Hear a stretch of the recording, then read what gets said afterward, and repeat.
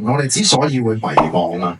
係因為咧我哋成日關注咗乜嘢？我哋關注咗我哋唔想要啲乜嘢，而唔係關注我哋想要啲乜嘢。我哋成日想要生意會有一個突破，但係我哋咧又唔想去學新嘢啊，又唔想去進步。我哋成日想做好我哋嘅推廣，令我哋嘅生意業績更加好，但我哋又唔想去付出，我哋又想個結果係會有轉變嘅，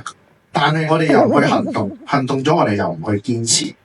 各位，我哋茶包係永遠唔會沖出咖啡嘅。如果今日咧你係對於生意而家好迷茫，唔知個前路點樣行，究竟我哋可唔可以繼續去轉變咧？定係繼續迷茫，最後被逼我哋要去無奈去放棄咧？咁我哋都知道，喂，唔係我哋話我哋有心態啦，OK，我哋就可以完成到，我哋可以渡過到。所以我哋咧好有幸，我哋今次咧邀請咗張琪老師啦，亦都張琪老師嘅團隊啦，我哋建立咗香港